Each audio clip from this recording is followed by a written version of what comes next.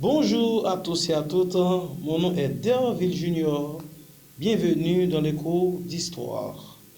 Et dans les cours d'histoire d'aujourd'hui, justement, mes chers élèves, on a un thème, un contenu, ensuite un objectif. Le thème du cours, c'est bien donc, mes chers élèves, la vie en Haïti avant l'arrivée de Christophe Colomb. Et dans le contenu du cours, justement, nous allons voir ensemble le mode de vie des Haïtiens, justement, dans tous les domaines avant l'arrivée de Christophe Colomb. Et dans l'objectif du cours, normalement, et à la fin de la leçon, mes chers élèves, l'apprenant sera en mesure d'expliquer le mode de vie des Haïtiens avant l'arrivée de Christophe Colomb dans tous les domaines. À l'époque où les Espagnols s'apprêtent à débarquer en Haïti, l'île est divisée en 5 caciques, à savoir l'île d'Haïti, commandée chacun par un cacique.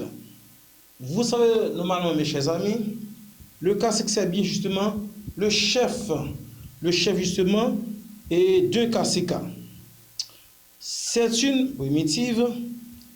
La terre appartient à tous et chacun l'utilise à la fois pour ses besoins personnels et pour ceux de la communauté.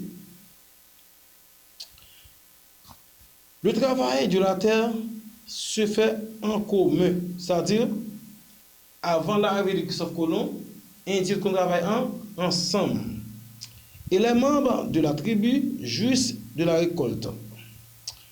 Les habitants ne connaissent pas la monnaie. Les échanges se font par troc. Les caciques sont très aimés et se conduisent justement en protecteurs du peuple. Maintenant, quelle langue était parlée? La langue. Les habitants d'Haïti utilisent plusieurs dialectes, c'est-à-dire utiliser plusieurs langages.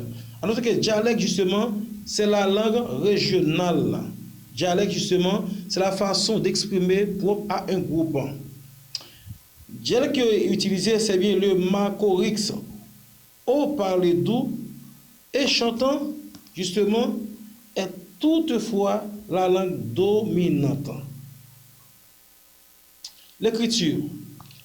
D'après l'historien Jean Fouchard, les Indiens paraissent avoir connu une sorte d'écriture. À base de symboles, l'usage de cette écriture demeurait sans doute le privilège des Bovites qui furent gardiens des traditions des différents caciques de l'île. En quelque sorte, la mémoire de la nation. Les techniques de travail. Les habitants d'Haïti sont de bons cultivateurs. Leurs outils sont simples, mais leur méthode et l'utilisation d'engrais naturels obtenus en brûlant du bois sèche donnent d'excellents résultats. Les Indiens disposent de filets, de harpons et construisent des barrages pour la pêche dans les rivières afin de capturer plus aisément les poissons. Ils se servent de feuilles qui ont la propriété de les saouler. Maintenant, les activités sociales. Des mœurs paisibles, les Indiens aiment la danse, le chant, la poésie. Ces activités se déroulent sur les batailles. Bataille, mes chers élèves, c'est une place publique aménagée au centre du village. Maintenant, la religion, qui s'arrête quoi même, à savoir justement les Indiens. Les habitants d'Haïti adorent toutes les forces de la nature, c'est-à-dire ils adorent le soleil, la lune, les arbres, tout justement, ils les adorent. Les images qu'ils peignent sur les parois des grottes, c'est-à-dire sur les murs des grottes, représentent toutefois certains dieux sous la forme humaine. Maintenant, mes chers élèves, et on va passer à l'évaluation, juste pour voir si ce que vous avez appris, pour voir si justement la leçon a été bien assimilée, du moins si la leçon justement a été bien retenue. Maintenant, on va répondre par vrai ou faux. Numéro 1. Les Indiens d'Haïti adoraient toutes les forces de la nature. Vrai ou faux? La réponse est bien donc vrai. Numéro 2. À l'époque où les Espagnols s'apprêtent à débarquer en Haïti, l'île était divisée en 5 caciques commandés par un cacique. Vrai ou faux? La réponse est bien donc vrai, mes chers élèves. Numéro 3.